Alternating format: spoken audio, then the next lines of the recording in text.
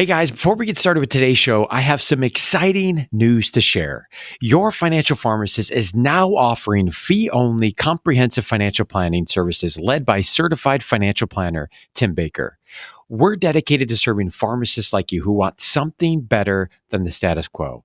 We offer our clients an honest, education-focused approach that is specifically catered toward handling the high-income, student loan-laden, demanding career track of you, the pharmacists we serve. Our goal is simple: to get you from thinking, I don't know exactly what to do with my money, but I know I need to do something, to confidently saying, I know exactly what I need to do month in and month out to get out of debt, save for retirement, and achieve my financial goals. You can learn more by visiting yfpplanning.com.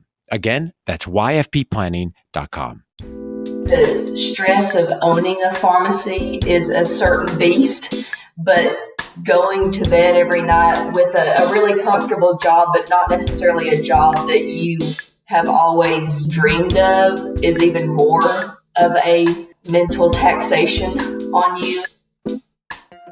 You're listening to the Your Financial Pharmacist podcast, a show all about inspiring you, the pharmacy professional, on your path towards achieving financial freedom.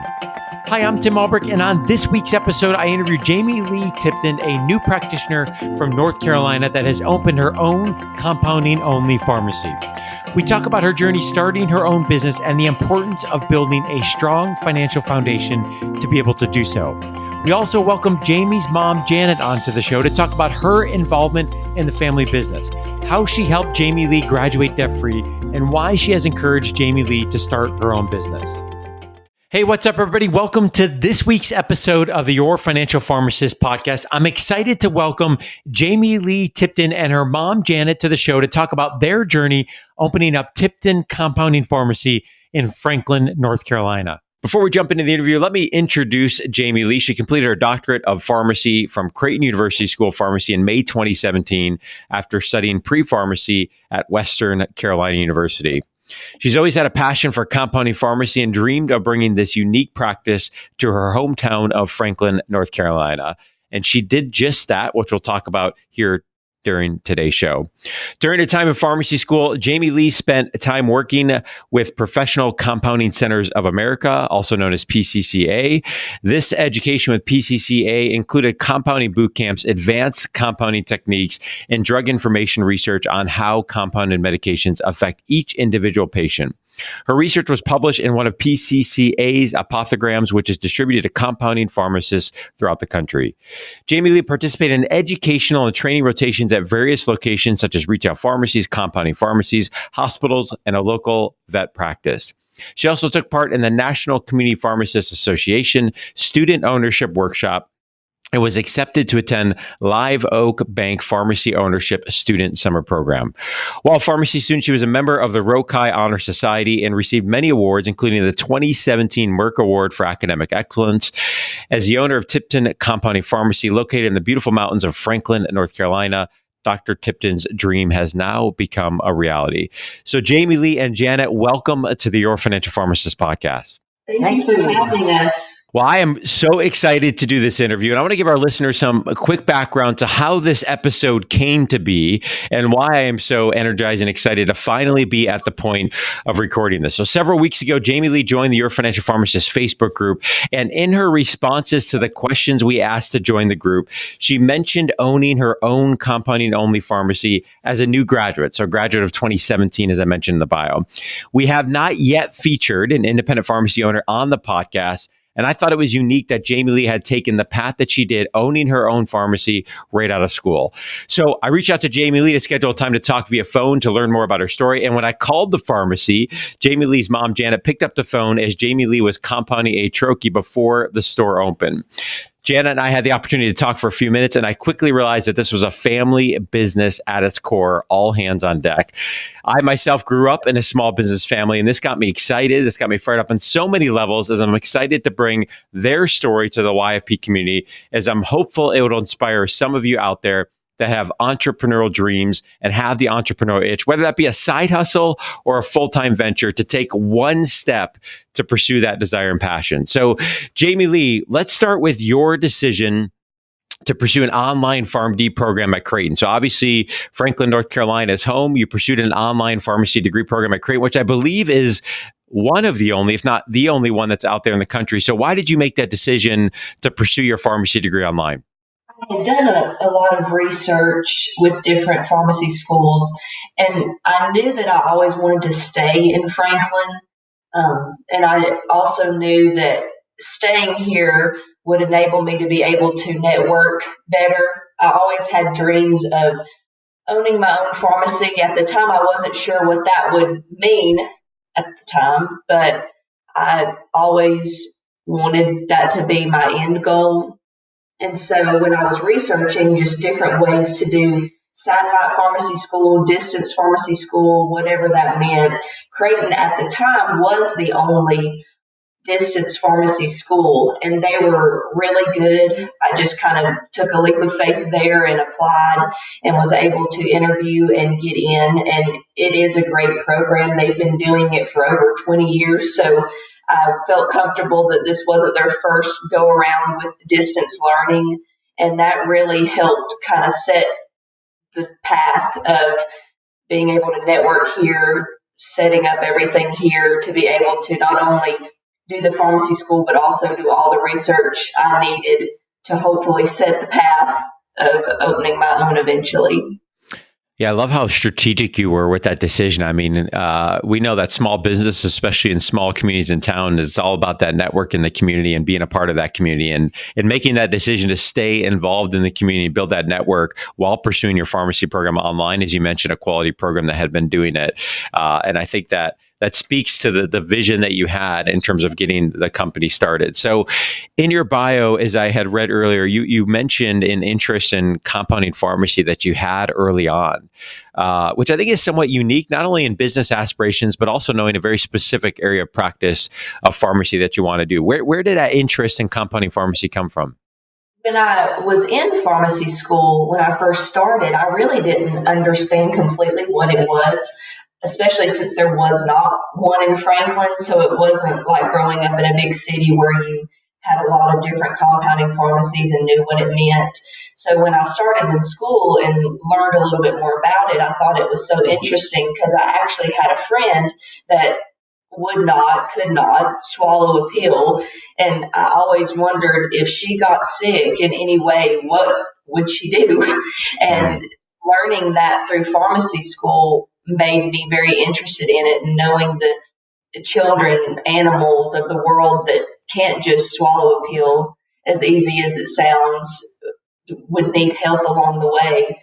And that's kind of where my passion for it started, just learning about it all in pharmacy school and all the different things that you could do.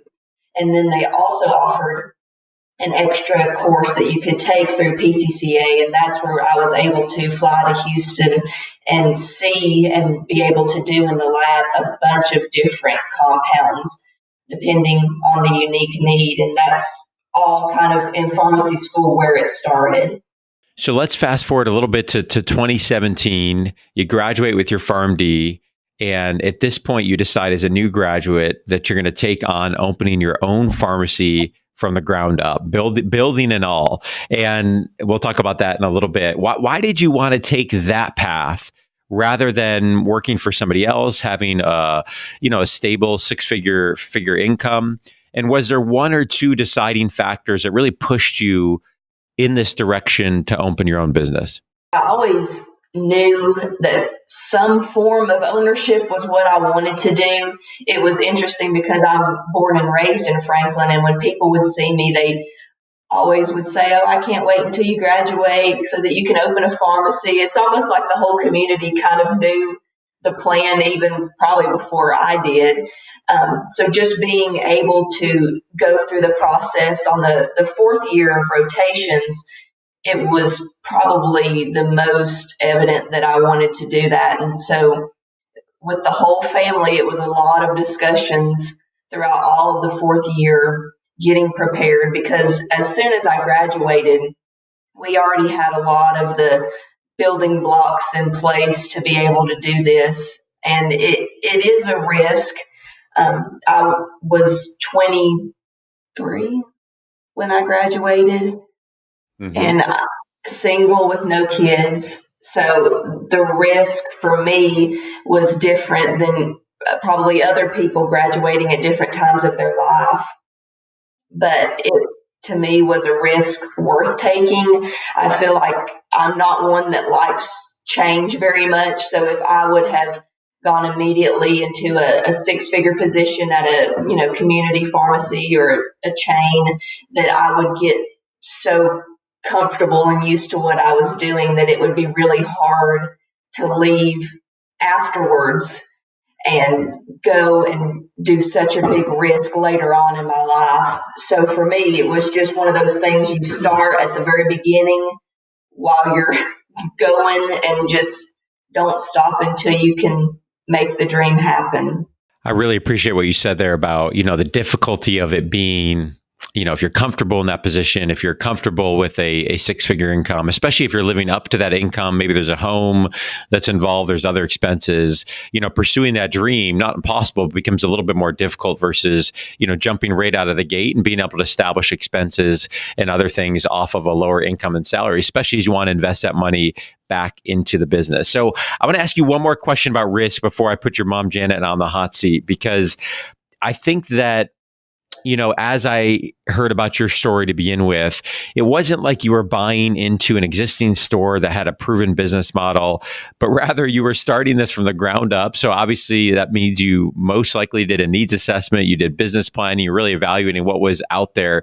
Did you ever weigh at one point, should I buy into an existing business versus start something from the ground up? Or did you know and have clarity that you wanted to start your own thing from day one? We had talked to a lot of different pharmacists along the way, and kind of what we gathered from them was either open your own business from the ground up here in this area or move away and open one eventually after getting some experience. Some different pharmacists were saying the city may be the place to go. We're about 2 hours away from both Atlanta and Asheville, North Carolina. So that was one thing they were saying, is maybe it would be best to try in a city, or maybe it's best to get, compounding experience for a few years first before you open it. And for me, wanting to stay here in Franklin, the options were a lot more limited, because for me, I didn't want to go to Atlanta and open up my own, because I know for me it was a community aspect of wanting to stay where I've been all my life. So really, as far as working somewhere or buying an existing one in Franklin, that wasn't an option for us, just because there was no compounding pharmacies in Franklin at the time. So to buy an existing one would have meant to move away, which at the time I didn't want to do. I wanted to stay in my hometown and grow it from there. Yeah, I think one of the reasons I asked that question, I think, is I've talked with others that are thinking about opening up their own pharmacy. I think sometimes there's comfort in going into an established business model, but that often comes with a higher price tag or a lower equity position or other things as you're establishing that business. So, really identifying if there's a market where there's a need and there's a gap in that care, and obviously you've identified that with the compounding only aspect of your business, I think certainly that's an opportunity worth pursuing.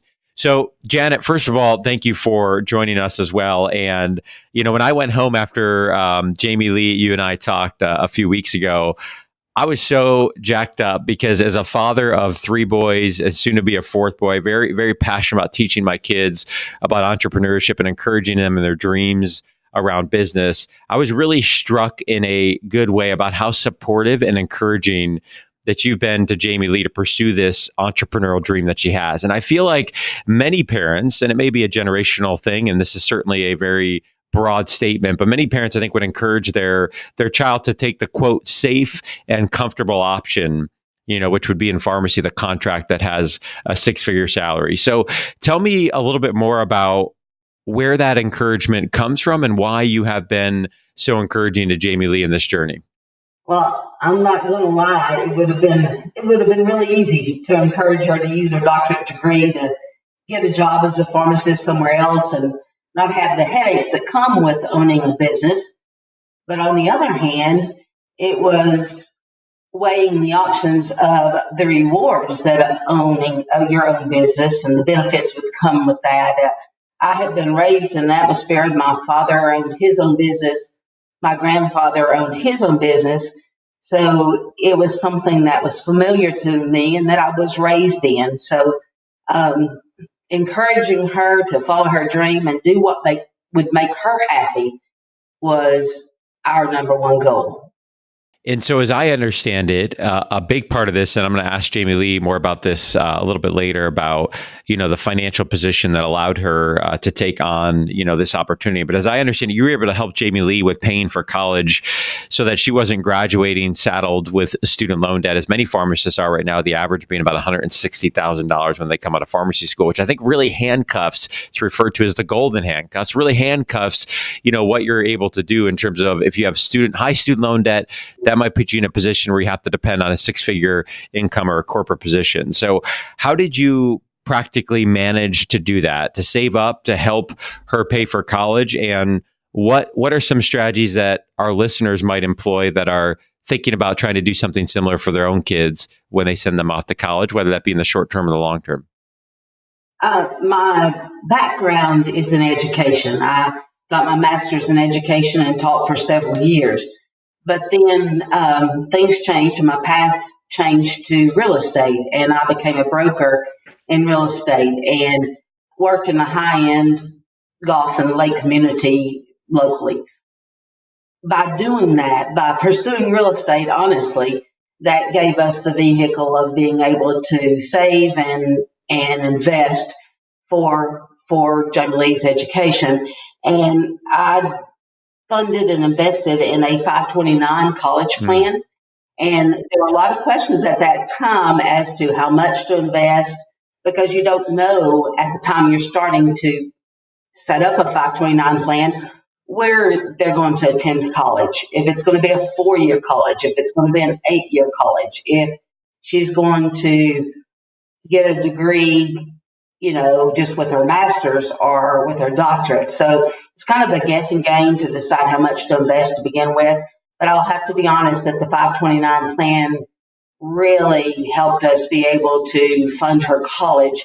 It did not do all of it because I guess at the time I really wasn't anticipating a doctorate, but her having academic scholarships helped fund the last couple of years of her education. So it was very important to us. All the pharmacists that are out there, they know how much it takes to get their degree and how much they work toward it. So my husband and I always wanted to try to help with education and get that funded. So thankfully, because of the 529 plan, we were able to do that. That's great. So it sounds like a combination of 529 played a big part of that, scholarships a piece of that, real estate investing, that certainly played a portion of that as well. And so Jamie Leigh, my follow-up to that is, how important was having a solid financial foundation here, specifically no student loan debt, and being able to take on the risk of starting your own business? It was critical. I would not have taken this risk had I had student debt. It would have been too much to bear with all of the weight and the stress of opening and running a business, along with the stress that would be added of paying off student loans. It would be too much to have both. And so, in addition to the student loan debt, were there other aspects or things that you would recommend to those that are looking to start their own business around emergency funds or other things in terms of building that solid foundation that you can approach your business with confidence and be able to take on some of that risk? We knew starting out that no one would be taking a salary family-wise just so that everything we make could go back into the business. So I've always been a saver. Any Christmases, birthdays, graduations, I've saved all the money and tried to invest a lot of it. Just like I said, the unknown of knowing what I would do eventually, but something around ownership.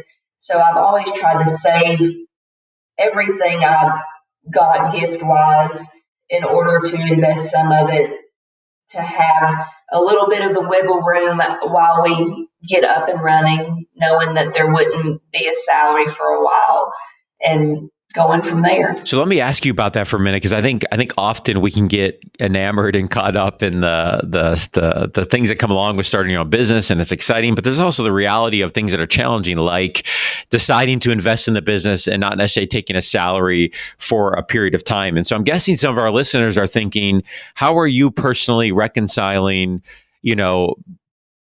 eventually, at what point might you take a salary? And does this mean delayed retirement savings? Or are you counting on sort of the equity in your business as being an asset that you're building over time? So how are you reconciling that component of when to take a salary versus putting that back in the business and potentially delaying retirement savings because of that? Always had a timeline of an estimate of how long we're not going to take a salary versus starting to take a salary. So we have that planned out as far as a timeline, and it does kind of set back the retirement as well.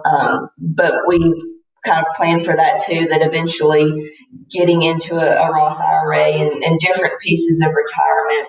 I know a lot of pharmacists sometimes hit the high end of the Roth IRA and can't invest, but as we're growing, I hope to be able to take some of what I make and put into that and, keep investing in mutual funds as we grow.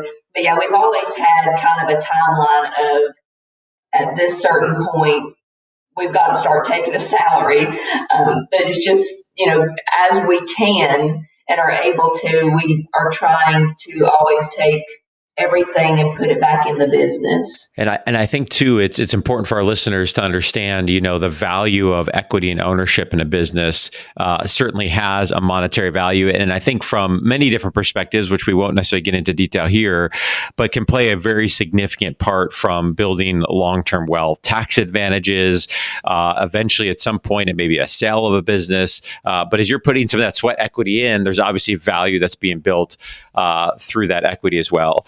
So Janet, one of the questions I want to ask you is, I know when we talked a few weeks ago, you had mentioned as you built this pharmacy from the ground up with Jamie Leigh, very much being a family type of endeavor. The building, as I understand it, has the pharmacy that is in one part of it, but the other part is open to eventually be rented out, I'm guessing, as commercial real estate. But talk us through how you made that decision collectively to take on potentially more loans to build a bigger building, but also have the long-term vision that some of this could be used for real estate investing.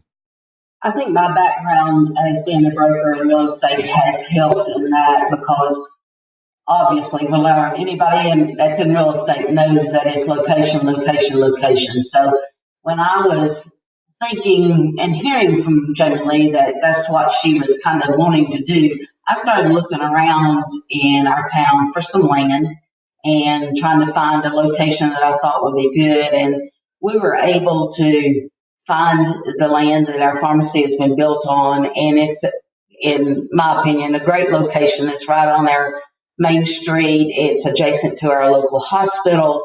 And so we were able to obtain the lot and plan the building. And yes, we have plan A, B, C, D, E, F, G, and so forth.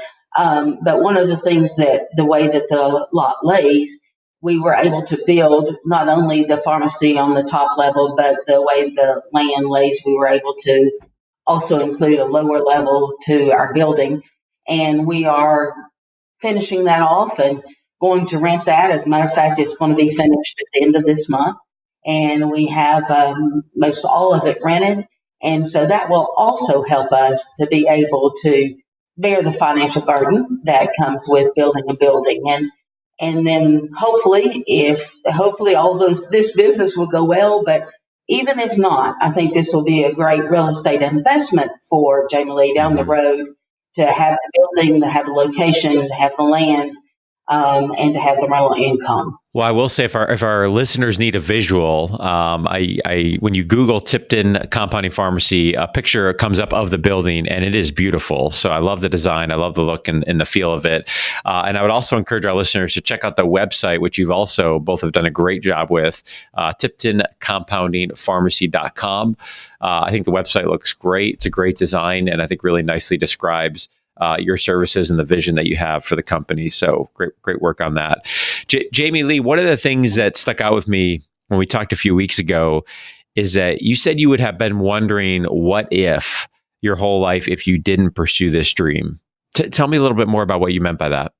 The stress of owning a pharmacy is a certain beast, but going to bed every night with a really comfortable job, but not necessarily a job that you have always dreamed of, is even more of a mental taxation on you. I would have hated to wonder every day, what if it would have worked, but be too afraid to try. Actually, one of my favorite shows is Shark Tank. And this week, Damon John had put on social media a quote that I thought was really relatable to this question. He said, "It's scarier to watch your dreams slip from view than it is to know you tried making them happen." And he also said, "Who's farther, the person that took a step forward and fell, or the person that stood still and did nothing?" And I think both of those quotes were really good. He was responding to someone saying, "Should I open the dream business I've always wanted to do?" And I think that's so true. I mean, there are good days and there are bad days of owning your own, but if it's truly what you're passionate about and what you want to do, I think it's worth it, because the wondering every single day of what if would just be such a heavy burden to have to bear. Absolutely. And I think with small business or any business in general, I think sometimes we talk so much about the monetary piece, but I know for me personally, while the business aspect is critical, if you're not generating revenue and a profit, it's ultimately not a business. So that has to be there. But at the end of the day, the feelings of creativity and autonomy of being able to create vision and execute vision, that to me is just so incredibly rewarding. And I think that is something that people should keep in mind if they want to pursue something of their own. So let's talk a little bit about, the other side of owning your own business. As I mentioned earlier, it's not always, peachy along the way, and there certainly are struggles. So question for both of you, and we'll start with Janet. What are some of the struggles, maybe some of the sacrifices that have come from having a family business and jumping into this venture of starting this compounding pharmacy? Well, my husband and I, we kind of lived our life in reverse. We did a lot of traveling and went to places we wanted to go when we were younger. Both of us were at the time in education, so we had summers off, and we traveled there. So now that I'm in retirement age, I really have no desire to go anywhere else. I've kind of been there, done that. So there's no going to the beach or pleasure trips in our future. We have given that up. So yes, there's financial sacrifices and there are many sleepless nights, but Jamie Lee's our only child. And as parents, we wanted to do whatever we could to help her get started in this business. And so that's what we've done. And you mentioned about this being a family business, and that's true. I am pretty much of a retirement age. My only sister, is also retired, and so both of us work here trying to help Jamie Leigh. So it just is at the right time in her life and our lives to try to pursue this dream of hers. And like I said, if it hopefully this will work. And if it doesn't, then at least it's a good investment and we'll go to the next plans if we need to. But we're going to do everything we can to try to make this venture of hers happen. So Jamie Leigh, what about for you? And I would also follow that up with, one of the things I think I would be thinking about owning my own business, especially if I had my family involved, might be some of that pressure of having the family involved and wanting to have it be successful, especially if there's been an investment in that. So talk us through that aspect, and then just also globally, what are some of the struggles and challenges that you have had in terms of owning your own business? I would say definitely the pressure with the whole family basically sacrificing all their time and retirement time. It is one of probably the biggest struggles I have, just because I know how much they've sacrificed financially, in time to try to make this work with me. I know that they say they did a lot of their traveling before I was born, so I hear wonderful stories about it. But at the end of the day, retirement's also a time to where you can just sit and do nothing if you want to. So I know what all they're sacrificing just to make my dream come true.